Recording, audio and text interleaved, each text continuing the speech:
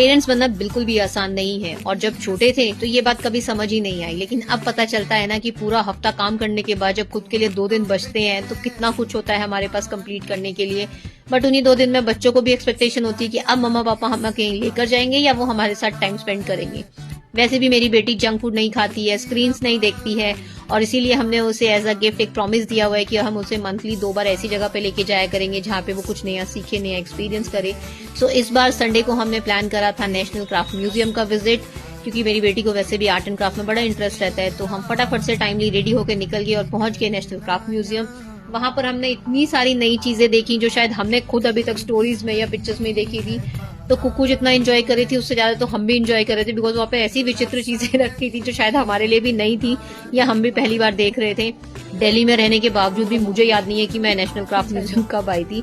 सो बहुत मजा आ रहा था यहाँ एंट्री करने के बाद ही। जो स्टार्टिंग में हमने फर्स्ट एग्जीबिशन देखी थी उसमें इतना कुछ था देखने के लिए और इतनी यूनिक और एंटीक चीजें यहाँ पे रखी हुई थी और हर चीज के लिए कुकू के पास एक कमेंट था कि मम्मा ये तो वो है, ये तो वो है।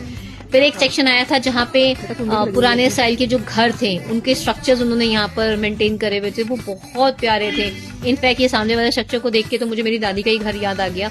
और खैर हम लोग तो उन घरों में रहे हैं बट इन बच्चों के लिए अब वो हिस्ट्री हो गया है।